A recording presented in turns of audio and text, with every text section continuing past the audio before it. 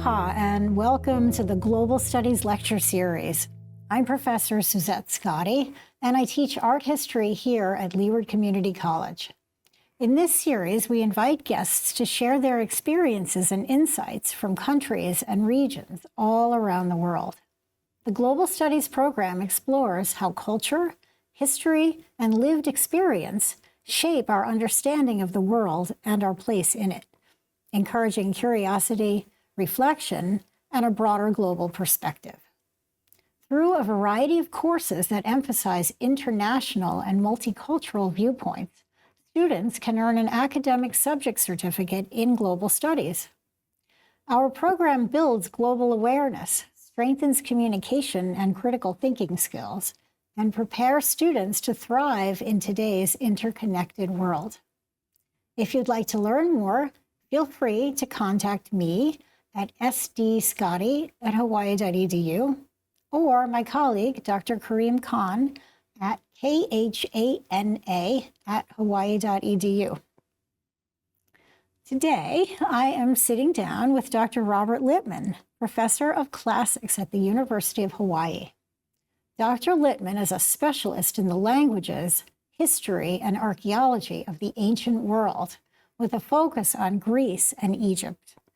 Educated at Oxford and Columbia Universities, he has served as a fellow at the Institute for Advanced Study in Princeton. And he is the author of 8 books and over 30 scholarly articles on topics including ancient medicine, Greek history, literature, archaeology, and biblical studies. He is a former trustee of the Archaeological Institute of America, and in 2017 received the Martha and Artemis Joukowsky Distinguished Service Award in Archaeology. Dr. Littman currently serves as director of the Tel Timai excavation of the ancient city of Thmuis in Egypt's Nile Delta. Dr. Littman, welcome, and thank you so much for being here today. Oh, it's a pleasure to be here. And in line with globalization and the global output, what we're going to be discussing here today is looting. What a good business it is, how to make a living being a looter. But in all seriousness, looting of antiquities, looting has been a problem in cultures going back for 5,000 years. We had looting in antiquity. We had looting for all of human history. Now, what's wrong with looting? You see a piece of gold or a piece of bronze and you need the money and you go and you loot it. Okay, great, it works. But the problem with it is that looting is essentially destructive. One of the things that we all do in our civilization is to preserve the past and understand the past. Because in order to understand our present world, our present culture, our present religion, our present legal systems, we have to understand how we got here. And understanding the past tells us how we get here. Now, let me just give you an example of why looting is bad. About 50 years ago, I was excavating at a site called Tel Gemma, right outside of Gaza, on the Wadi El Arish. And one of the things I found in the square that I was supervising was a scarab from a people called the Hyksos, who were Semitic conquerors of Egypt. And the scarab was dated about 1600, 1550 BC. Now, if I had found that scarab in the antiquities market, it would have told me nothing about the culture of the Hyksos, about the relationship of the Hyksos to Egypt. But having found it in a site in Israel, it showed that that there was an Egyptian presence there and that the Hyksos were present at this site. So what happens is that when artifacts get separated from their archaeological context, we lose the information, we lose the data.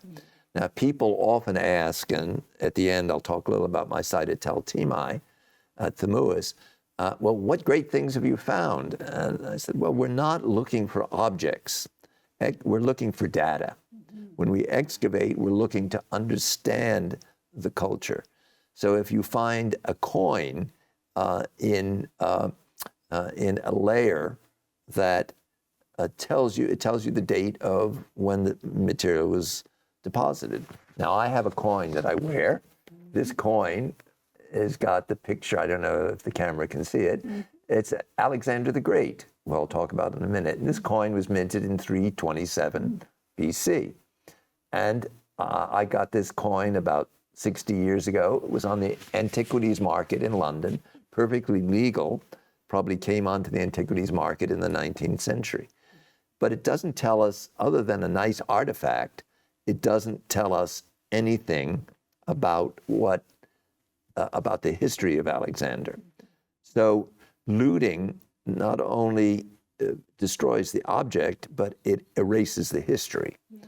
So, and when we give you another example that's just been in the news, the theft of the Louvre. Okay, they found some wonderful diamonds and jewelry, and they're probably $100 million worth of jewels.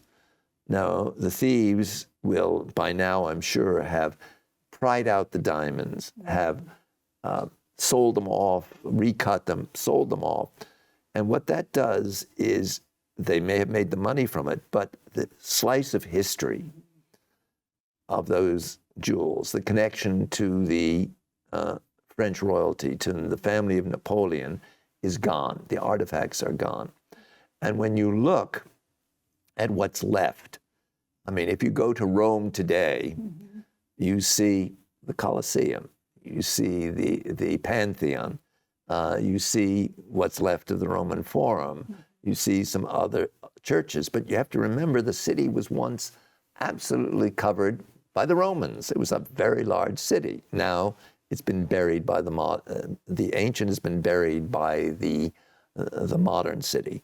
So we have lost an enormous amount of understanding of that history. By the same token, we've lost many of the writings of antiquity.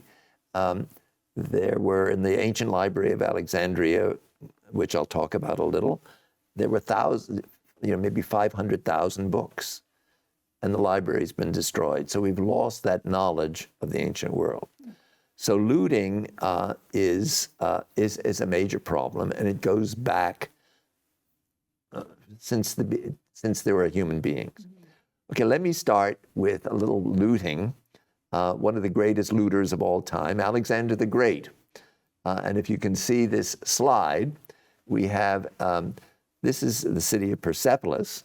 And in May of 330 BCE, Alexander sacked the city and burned it. And one of his, there's an anecdotal story in the Greek biographer Plutarch that one of Alexander's men said, "You're burning your own possession." But the Greeks sacked the city. And what he did when he sacked it is he destroyed the culture of the Persians. He punished the Persians. And this slide shows a little about what is left from the palace at Persepolis. So one of the great things of looting is just wars and destruction, because soldiers loot. Our soldiers in World War II looted. The German soldiers looted. You can't stop soldiers from looting. And I suppose for all of history, it was acceptable to do that. It was one of the ways to pay your troops, right? Absolutely. Let them pillage. What your wages are, you take the city, you loot it, you rape the women, sell the people into slavery, I'm thinking of steal the sack everything of you Rome can. in 1527 and the destruction they did and the things they stole then. I mean, they would have stolen the Pope himself if they had been able to carry him off. That's right. Okay, so here is a reconstruction of the Library of Alexandria, the Serapeum. And this Library of Alexandria was originally built in the 3rd century BCE by Ptolemy I and Ptolemy II, the Greek rulers of Egypt, and it became the center of knowledge. It was more than a library, it was a university. And they had research and scholarship and medicine and mathematics.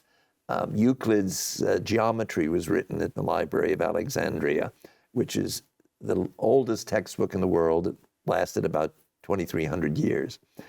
And the library was destroyed, 641. The army of Ahmed ibn al-As took the city of Alexandria, and Khalif Umar destroyed the library, saying, if these books are in agreement with the Quran, we have no need of them. If these are opposed to the Quran, destroy them. So again, it's looting, it's destruction. It's really interesting. One of the things that we see very few of from the ancient Greek world are bronze statues. And the reason for that is bronze was a form of money. Just like we have copper pennies, the Romans, the Greeks, the ancient Near East used gold, silver, and bronze, copper, for their coinage. So if you got a big statue 6 foot tall and you grabbed it, you melted it down, and you had a lot of coins. It's a good thing the Romans made marble copies first. Yes, but marble copies weren't worth pillaging. I just want to interrupt you for a second. I think one of the things that comes out as you speak is people think looting is always just for monetary gain, but it's at least in certain cases, it's also for power. I think of the Romans when they were taking the obelisks, right, from Egypt and bringing them back to Rome, where they still stand today. Or I think of other examples throughout history where certain buildings were demolished, like the Incan temples, and Catholic churches were built where they stood. And this was a way of kind of asserting your power and saying, I'm the conqueror and I'm putting my stamp on your culture and I'm appropriating your culture now. So well, with the Constantine, the obelisk of Ramses II that was taken in about 330 AD by Constantine. He stuck it in Rome. It's still there today. And you've got a cross sitting on the top of it saying, okay, this is your ancient gods. Our gods have triumphed. Right. We're in charge. And it's interesting if you look at, but a lot of it too has not just power, but religious issues as well. An example I've got is of Byzantine iconoclasm, that the iconoclasts didn't believe in icons. And here is a picture of the monastery of St. Catherine's of the Sinai. And this is a monastery that I work at. And the walls were built in the 6th century by the Emperor Justinian. And in the 8th century, they're spread throughout the Muslim world, the Greek Byzantine world, the idea that images were bad, and they were against the prohibitions about graven images in the Bible. Islam adopted this iconoclasm, and so you have no images in Islam at all. And you had these people called the iconoclasts who went out destroying images. Now, this monastery is one of the few places that didn't get hit because it was under the protection of Muhammad, put this monastery under a firmat that no one would harm the monastery, which, by the way, has been observed except Hamas in 2 years ago tried to attack the monastery and unsuccessfully, fortunately. But most of the of the icons pre-8th century have been destroyed except in this monastery. It's one of the few. And here's one of the pre-8th century icons from the monastery that has escaped looting and destruction. So with the iconoclasts, it was more destructive than actually looting. Okay, now, if you look, why do people loot? Well, one of the things that cultures do, and we find is to put grave goods with their burial. Grave goods, if we look, we have burials from 80,000 BC that have grave goods in them.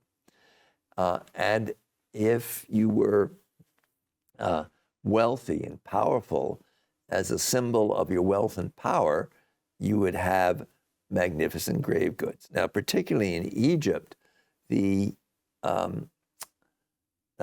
grave goods were for pharaohs. They would put gold and silver and precious gems, because the tomb in Egyptian religion was your per nechech. It was your house of eternity. You're going to go live there forever. If you're going to live there forever, you've got to take all your good stuff with you, because you're going to be reborn. So you want to take your gold and your silver and all your wealth with you. Okay, so now the average Egyptian goes out there and says, I see those tombs. Boy, there's going to be a lot of gold in those tombs. And this is just an example. These are of what you'd find in a pharaoh's grave. Now, obviously, not every grave would have this, but certainly the pharaoh's graves, these are gold and lapis and turquoise, and of course the magnificent mask of Tutankhamun from his grave. Lots of temptation. Okay, now the pyramids, it's interesting. The pyramids were the burial place for the pharaohs. They were constructed around 2600 BC, these main pyramids, the large ones. And what they had on the top was a gold and silver electrum on the top. So you're sitting there and you see those pyramids and you see that shining gold on the top. And of course you're going to go, you may get killed by doing it, but you're going to climb up to the top. It's easy to climb to the top of a pyramid. And you're going to take your little bronze chisel and chisel out the gold. It's worth the risk. It's worth the risk.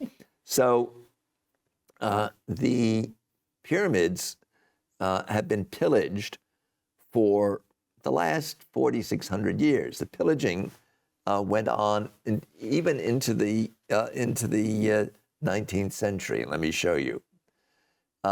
Now, by the way, if you went in to pillage a tomb, you had these pyramid texts, which had spells saying, if you're going to pillage this, you're going to be condemned, you're going to be cursed. These curse tablets, these pyramid texts, to protect them. Of course, they didn't work very well at all. Now, if we look at the pyramid, the largest pyramid of Khufu, the only thing left here is the sarcophagus. This stone sarcophagus, because it was too bloody heavy and it was in the floor and they just couldn't get it out. So that's there today. Everything else is gone. Now, these pyramids were pillaged continuously. If you notice, let me just go back here. If you notice in the middle pyramid of Khafre's, there are a limestone siding of it. And the limestone siding is gone from all the rest of the pyramids. That's because over the centuries, people wanted the limestone. And they wanted the limestone siding, so it was just easier to go chop a piece off. They just stripped it right off. Stripped it right off. Okay, now we talk about the pillaging in antiquity. Here's a modern pillaging. This is the burial chamber of Khafre, the second largest pyramid of the three. And when the British explorer in the middle of the 19th century came in and found the sarcophagus, everything else was gone. He decided, I want that sarcophagus to take back to the British Museum, which was paying good money for it. And so he managed to excavate it, chip it out, get it through the tunnels, get it onto a ship, and the ship sank. So here, you know, it's the British Museum. And the greatest looter of all time are the French with the Louvre and the British with the British Museum. Yeah, I wanted to ask you about that actually, because there are so many treasures in those museums that the host countries want back. Well, I should say the source countries want back. Well, you know, some of them were bought, some of them were stolen, some of it were expropriated. And it's a real question about repatriating. One is sort of divided. I mean, I was in Egypt in 2013 when we had the Muslim Brotherhood revolution, that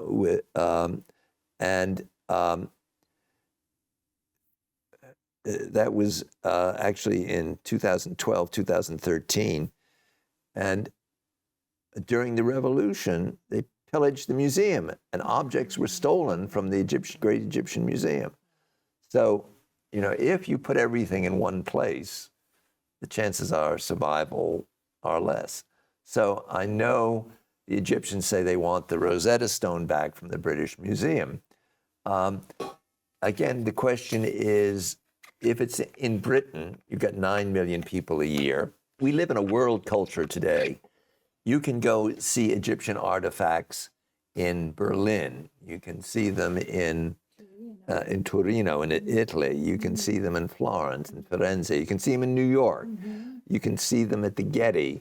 You can see them in museums around the world. So you go in, and the world is exposed to Egypt, to ancient Greece, to the world cultures.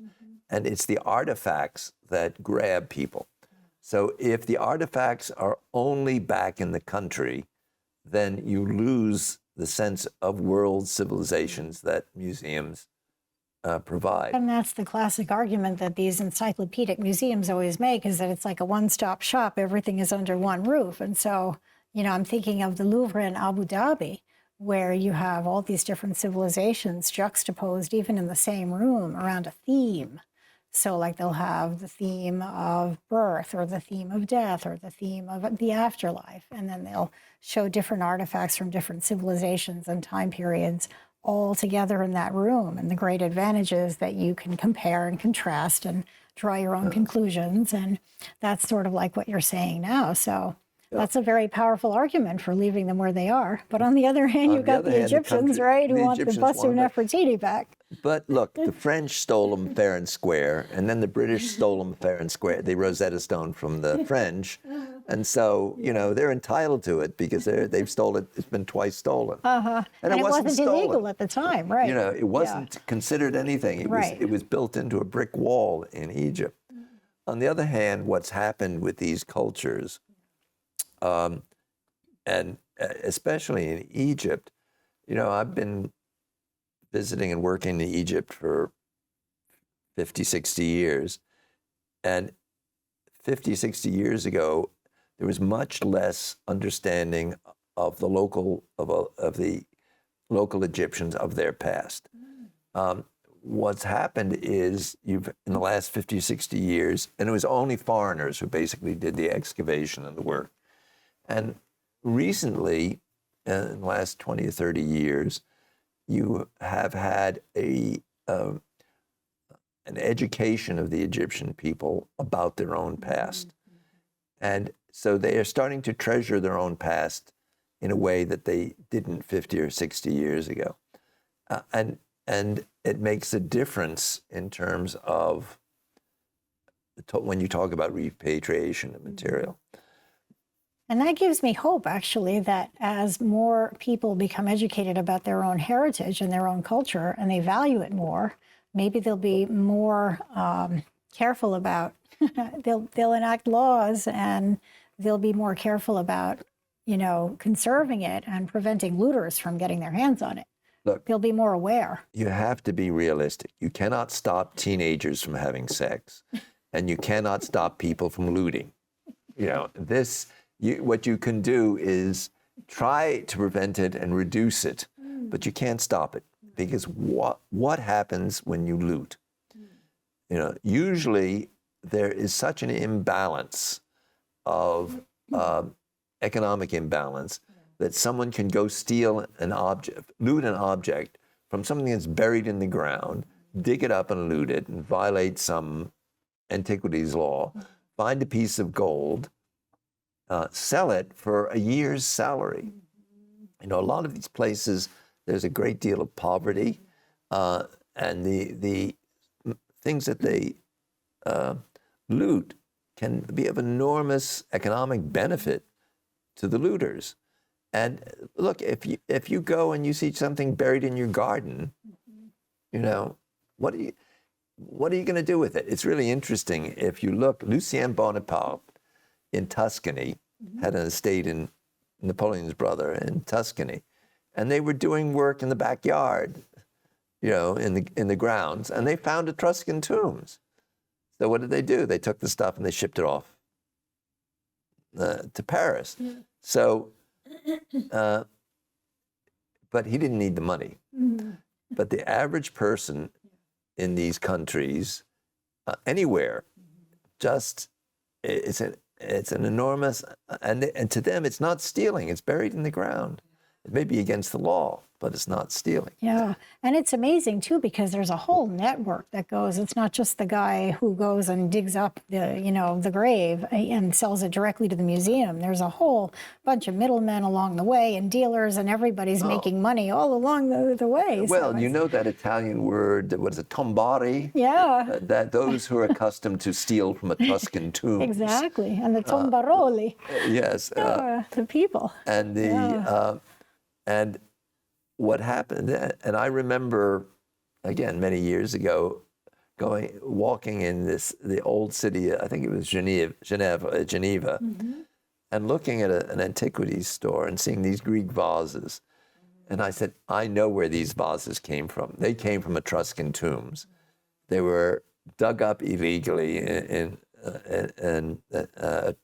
Tuscany, smuggled across the border, brought here to Switzerland. And what did they say when you or did you confront them directly with it? They just say, "Oh no, there's always a pedigree. This has been in my family for 200 years." A manufactured provenance. Exactly. No, the Swiss are some of the worst offenders. They have the free port in Geneva where you can literally bring anything in and out, no questions asked. Yeah. So that's where they often store them before they sell them onto the black market.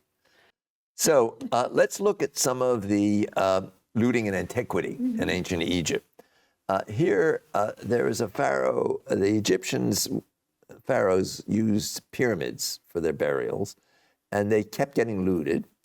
And then in what was the New Kingdom, which started about 1550, one of the early pharaohs of the New Kingdom, Amenhotep I, decided to move away from pyramid burials and to bury in underground chambers. Mm-hmm. And he created on the west bank of Thebes, present-day Luxor, this village of Deir el-Medina. And here he put a whole workers' village. And the idea is these workers would build the tombs, look after them, and since they were paid by the state, they'd get their wages and they got their homes and they'd be loyal and protective. Didn't quite work. Let me tell you a looting story. This is 60 years ago. I'm a student still. Was I still maybe fresh PhD? And I'm in Luxor and I meet this young Egyptian archaeologist.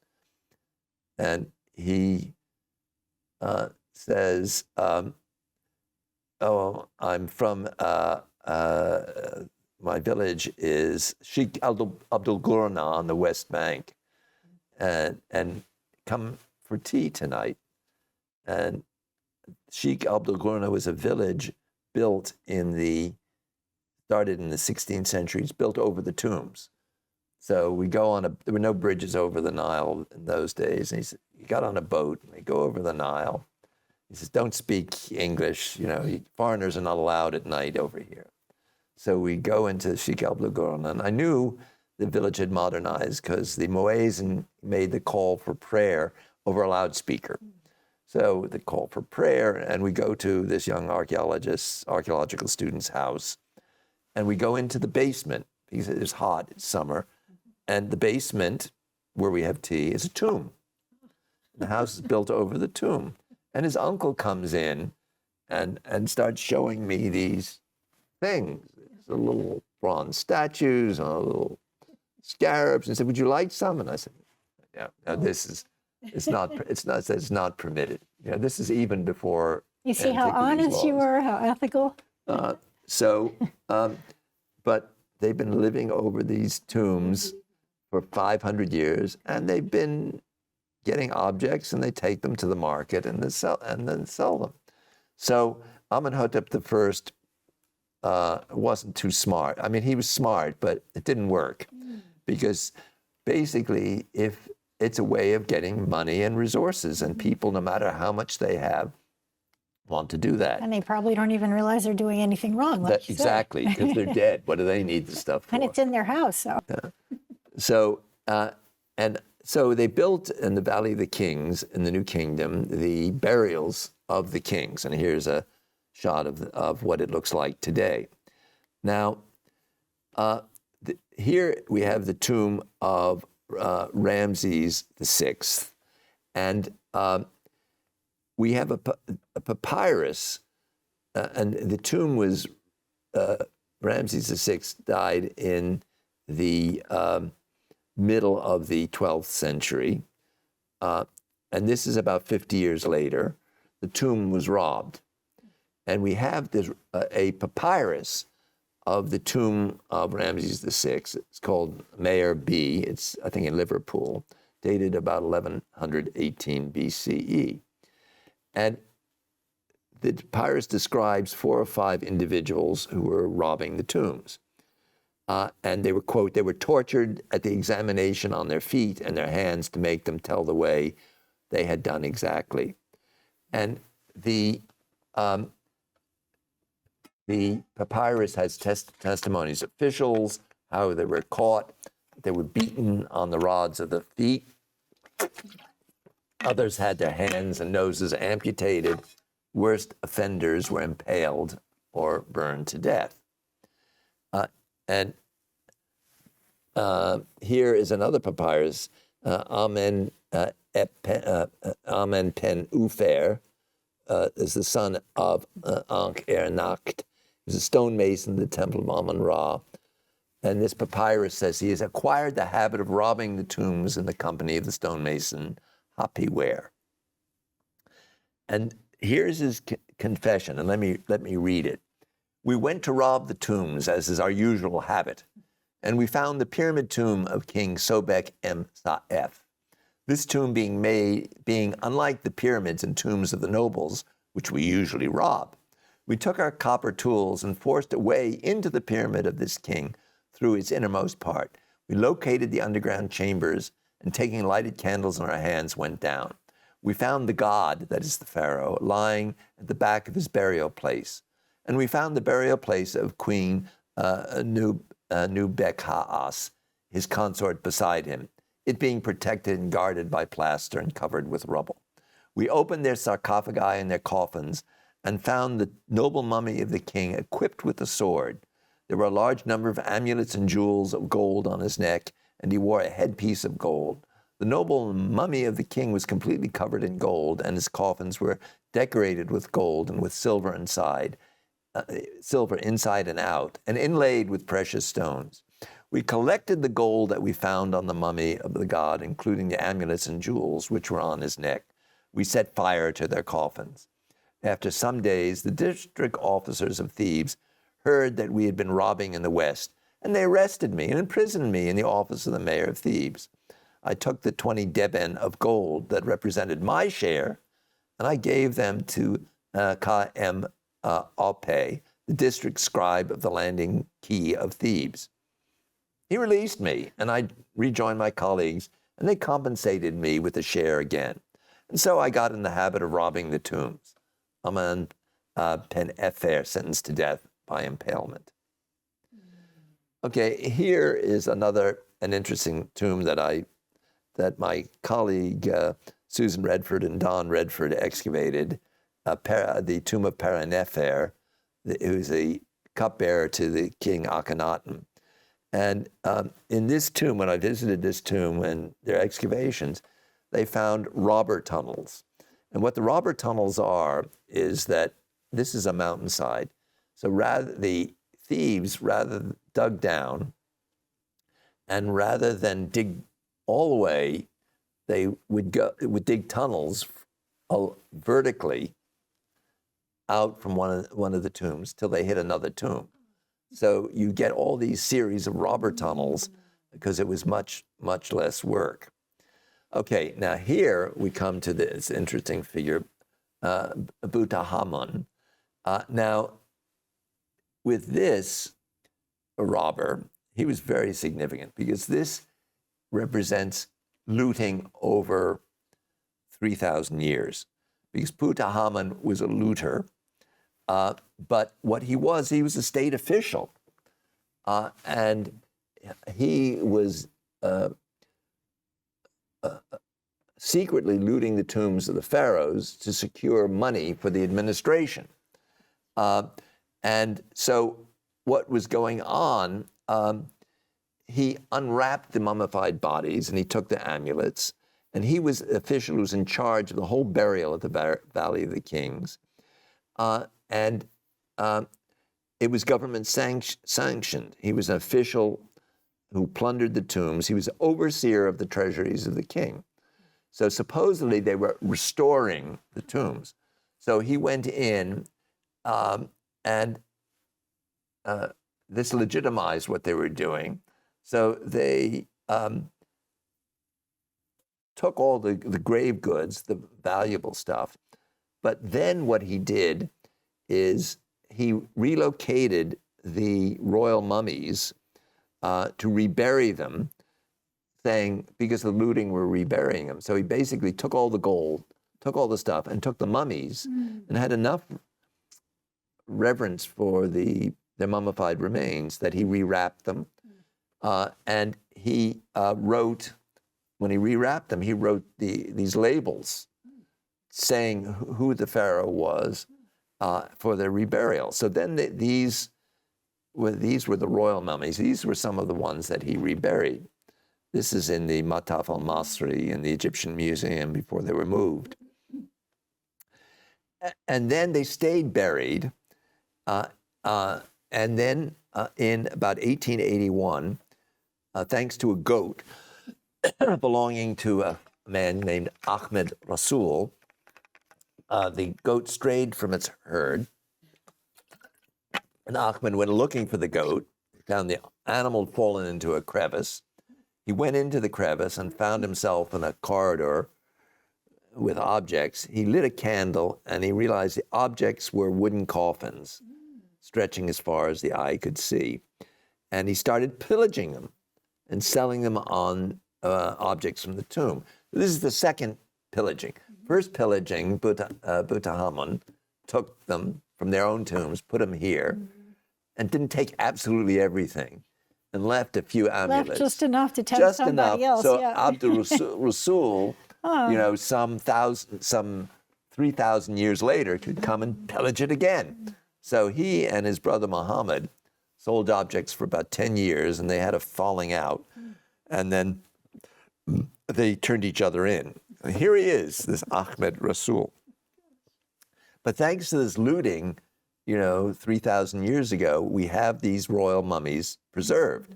Here you can see the Valley of the Kings. So there's a silver lining. Silver lining. And this is the Valley of the Nobles, the Hatshepsut's temple. And this is the cave area. And just to the left of this temple is this tomb, DB 320, where Butahamun put all these mummies. That this is the one that Abdul Rasul found. And it was also in the front of it was the tomb of Penedjem II, a priest. And this is the crevice that it was in. And it's amazing that they can find these things. That's what I mean, I'm they're thinking. so well How did they hidden. find them? Right. But in the Valley of the Kings, Yeah. there's 65 tombs, and every one has been looted except Tutankhamun. I mean, I can understand the pyramids because they're like sit beacons, there, yes, right? but- They're like beacons, come and loot me, right? But these, you would think no one would ever find them. So the tombs were placed here. Now, in the royal cache, there are 45 mummies from the 17th and 21st dynasty. The mummies of the pharaohs, the second Enra Tao, Akhmos, Amenhotep, Tutmos, Ramses, the various Ramses, especially Ramses the Great, maybe Akhenaten and Hatshepsut. Okay, now here we have another thief. This is an interesting guy. This is a guy named Giovanni Belzoni, who was a circus strongman. And Belzoni went to Egypt in the late 19th century to work in a circus. He was a big guy. He was about 6'5". And he, after making his living as a circus strongman, said, "This is for the birds. Work is too much." So what did he start I doing? as a looter. Well, it wasn't called looting in those All days. right, I have to stop saying that. It's called exploration. Oh, right. That sounds so much Because- more noble. But remember, in those days, there was no we have reverence for the past, reverence for this antiquity and our history, but these cultures had none. No, archaeology, when you think about it, is a relatively recent science. That's right. It really started in the 19th century. So one of the things that Belzoni looted for the British Museum was this wonderful statue of Ramses II. And it wasn't easy because it was from Luxor. So they had to chop it out. It weighs tons. They then moved it to the river, got it onto barges, got it up to Alexandria, and then shipped it out to the British Museum. And it's there today. This is and if you look at Belzoni, you can find his name scribbled everywhere. And he did some good. I mean, he went down to Aswan and rediscovered the temple of Ramses the Great at Abu Simbel and did some looting there as well. And if you go to Firenze or the Egyptian Museum of Firenze or Torino, you see material that he and other Italians looted. But again, they're explorers acquiring it. And actually, they didn't really loot the stuff. They found it. It was sitting there. They often got permission from the local authorities to take the stuff out. And in those days, the local authorities didn't have the reverence for history in the past that we do. Well, it's like Lord Elgin, right? When he asked the Ottoman Turks if he could take the marbles off the Parthenon, and they said, sure, go ahead. Yeah, okay. Or like Napoleon, right? Who actually brought a whole coterie of scholars with him when he invaded Egypt. So it was an exploration, like you say, and not a I mean, looting. can you imagine a modern ruler, a modern invader? Napoleon brought 250 scholars with him because he was interested in not just in conquest, but to understand the culture. Can you imagine a modern general doing that? Okay, a little aside of current robberies. Here we have the Grand Egyptian Museum, which is just opened last week, the final opening, and there's this wonderful bracelet with Tutankhamun's tomb. There are about 5,500 objects on display. And this bracelet is a very sad story of looters. It's often an inside job. And here you had a conservator in the museum steal the bracelet. And what they did, this conservator, she took it out of the lab. She took it to a local silver dealer in Cairo who looked at it. No, this gold is worth something. Gold's $4,000 an ounce. There's at least an ounce of gold here. So the silversmith paid her $3,800 for it. and then resold it a couple of hours later to a goldsmith for $4,200, who immediately melted it down. Now, It makes me want to cry when I hear these stories. now the thing is that let's look at 3 stages of this. The gold is worth $4,000. If you were to sell this legally on the antiquities market, a bracelet from Tutankhamun, it was probably worth legally, if it were ever sold, $3 million, $5 million. If you sold it illegally to a collector, you could probably get $500,000 or maybe more for it. But when it's melted gold, it's worthless telling us a past. If it's stolen and goes into a collection of a illegal collector, it disappears from history and we lose the history. But if it stays in a museum where it can be studied, can be looked at, where we know it comes out of Tutankhamun's tomb, then it has value about telling us about its history. Right, and you can't put a dollar value on that, right? And so, and Yeah. and when you think this museum restorer, and I've worked with a lot of these restorers, I feel sorry for her. She's going to spend the next 20 years in jail. But she got, if her salary was between $500 and $1,000 a year. A year Wow. in Egypt. So she sold this for like 4 years' salary. So think of someone who makes $40,000 and finds an object that they can go sell for $150,000. Yeah. I'd be tempted. How about you? Temptation's too great. Wouldn't you be Sure. tempted? I would, of course. $150,000? Of course, easy money, right? You figure That's you'll right. never No get one will caught, notice right? it. There are 5,000 other objects. No one will ever notice. I got away with it. Yeah. They got 5,000 other objects from his tomb. Who's going to notice one little bracelet that's gone missing? That's exactly right. Okay, now let's look at some of the destruction that comes from war. And again, we talked about war and looting. ISIS. Now, we all experienced what ISIS was doing.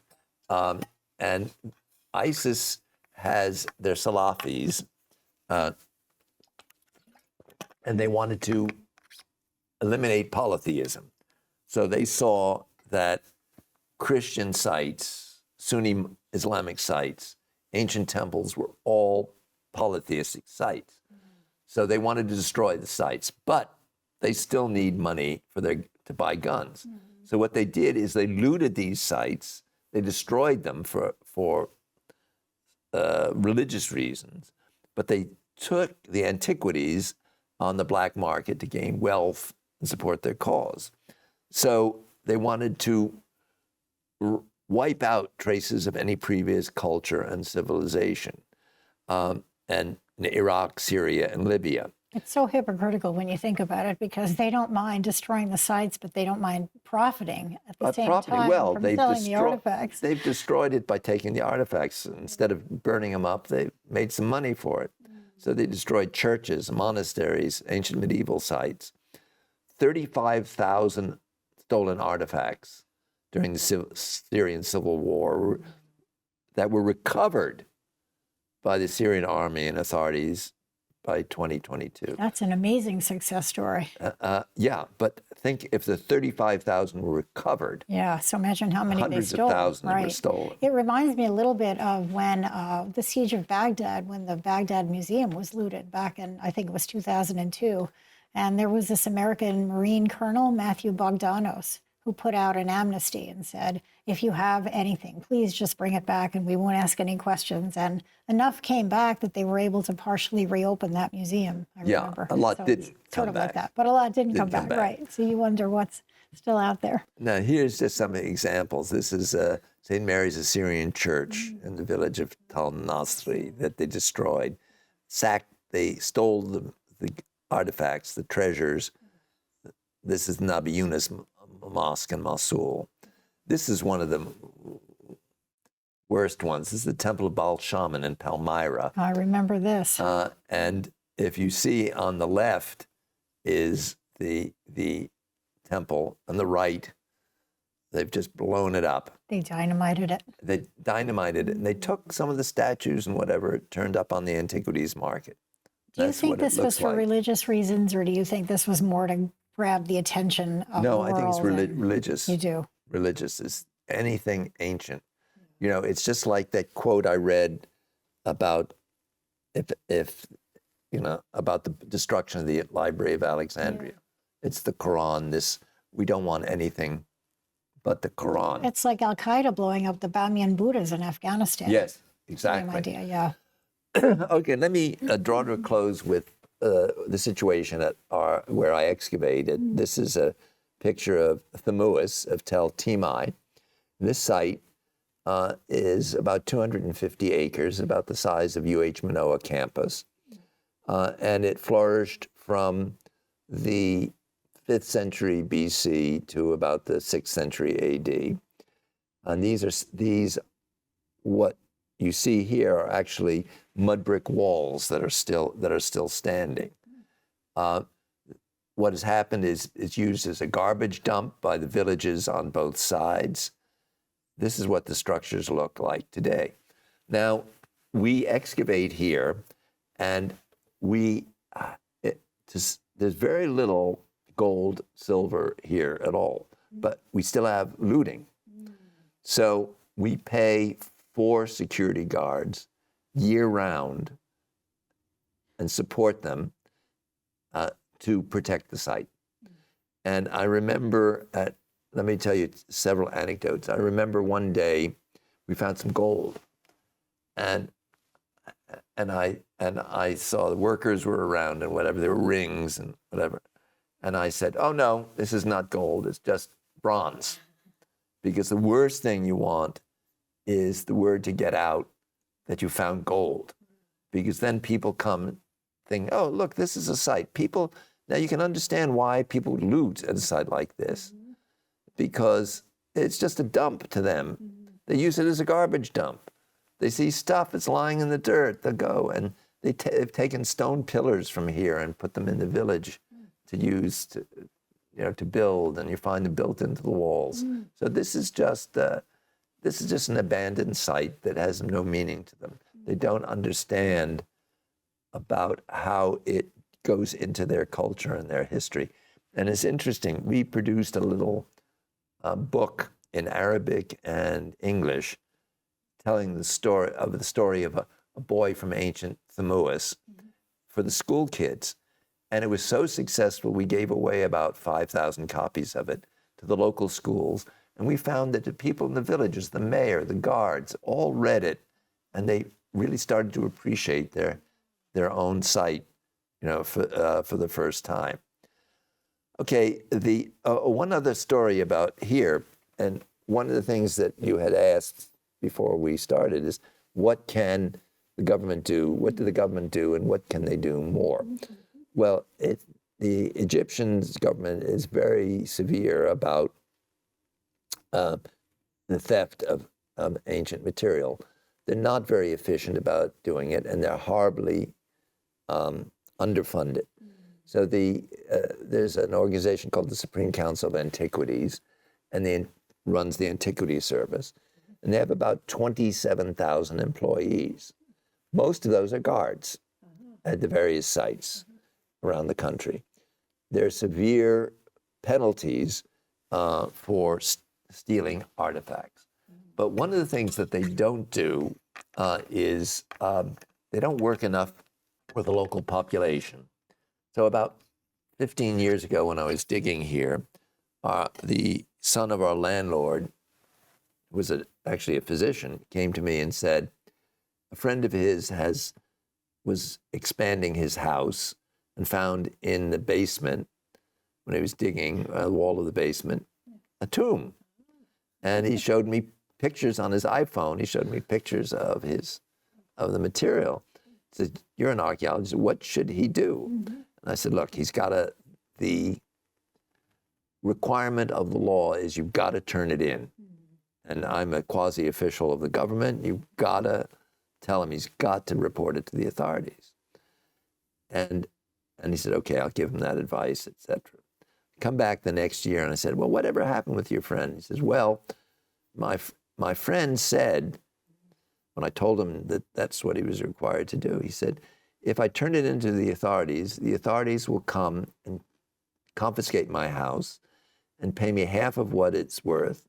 My family has lived in this house for 300 years in this village.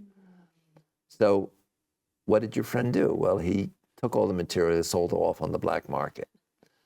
Now, what will happen then is those objects will go on to the black market and may end up in Switzerland or London or Paris as illegal. And we'll never see them, and we'll never get the chance to study them. We'll never, but you might be able to find the object, but you won't know the context.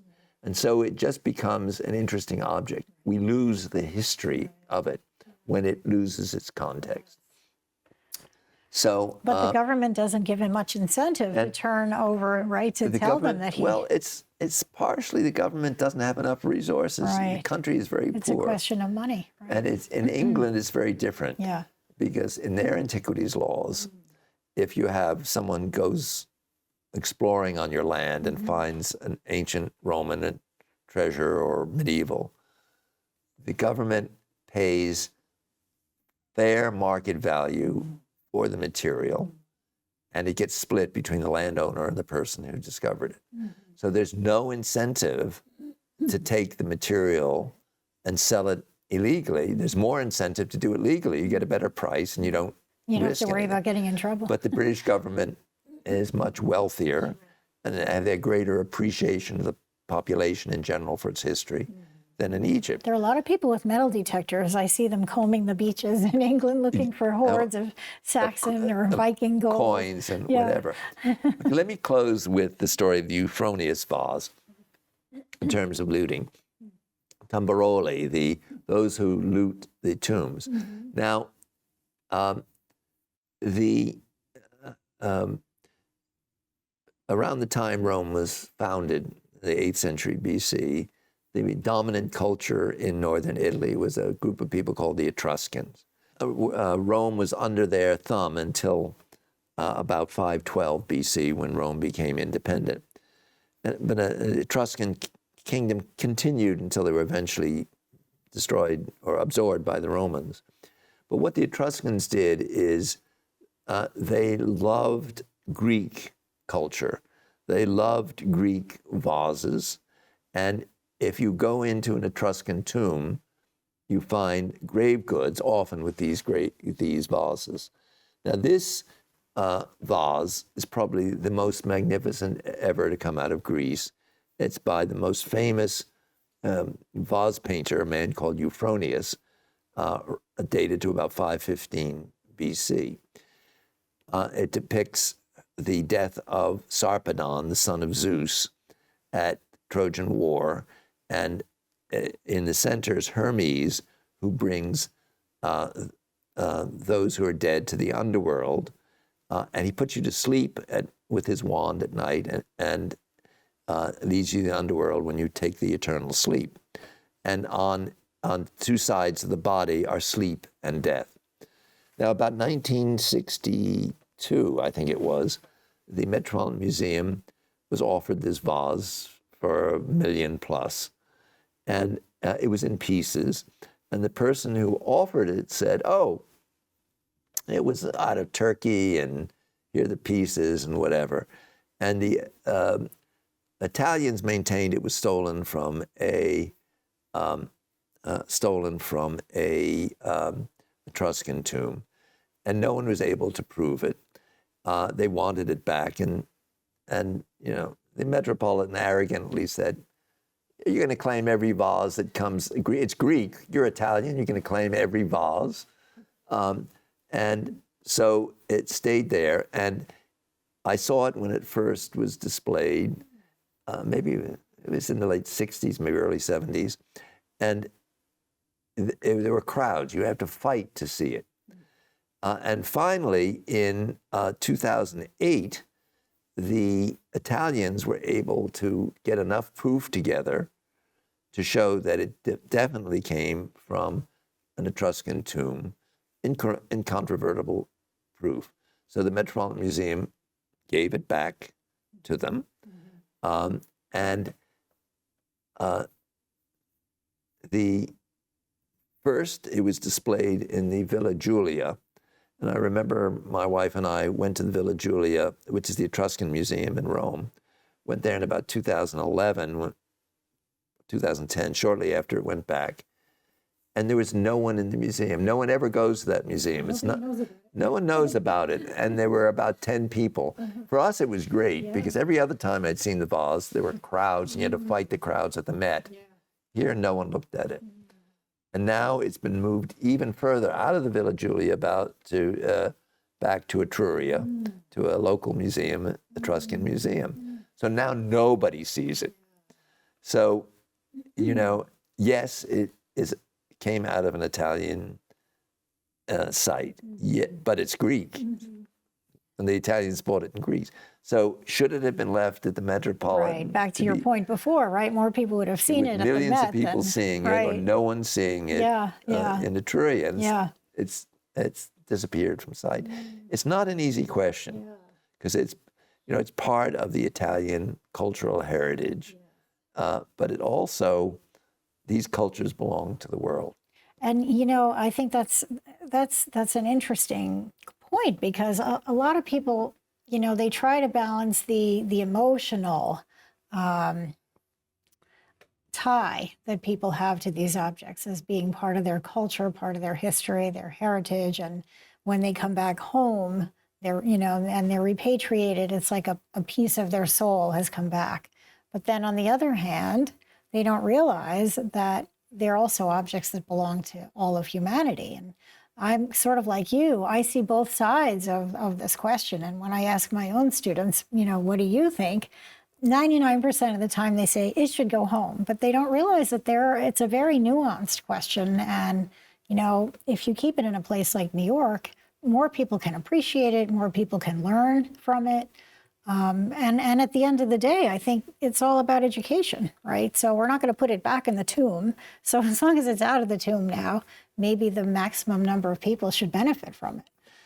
Well, I think I think what has happened is called a bunch of countries, European, Western countries have got together and with the UN and found a UNESCO agreement that anything that was out of its native country before 1972, and you couldn't prove what that was actually stolen, it would remain where it was. So what they effectively have done is create a system that the museums can live with and that the countries can live with. Because you're not revisiting, if you go back, for example, I was reading in the Catalogue Général in the Egyptian Museum, tracing what happened to a bunch of mummies. And in the 1930s, the Egyptian government gave many of these mummies to various museums around the world to spread Egyptian culture. Now, that was a different government. So are you going to then go back and say, well, our government did it legally then? Right. No, there's the legal question and there's the ethical question, and they don't always meet, right? but my mind is, if it's pre-1972, leave it alone, leave it in its country, unless you can prove it was actually stolen from a museum. Otherwise, leave it where it is. Which is what they do sometimes when they create provenance papers. They always say, well, I got it before 1972, so it's okay, it's clean, I can keep it. And that's a major, you can often look through those and see. For minor pieces, it's much harder. I have a Greek vase that I acquired in the 1960s in London, an antiquities store. And the vase probably came in the 19th century to England. And I'd like to give it to a museum, but I can't prove. Right. So they're afraid to take They it won't now take it. because with everything that's So- gone on, right? They So won't what touch it. happens is you get some of these things in limbo. And the other thing too, which is another ethical issue in the scholarly world, what do you do? Do you publish articles about antiquities that are on the antiquities market that weren't legally, that you can't prove are legally on the antiquities market? Some journals say don't do it. On the other hand, there's some incredibly valuable stuff. I'm thinking particularly in ancient Israel. There are these things called bullae, which are seals with names on it. And most of them were in the antiquities market, not in an archaeological context. And they have things like King Hezekiah. They have these incredible things. And as a scholar, I think you can't just not deal with this You stuff. almost have a duty to publish. That's right. Yeah. But a lot of the journals are saying, hey, we must be very ethical about it.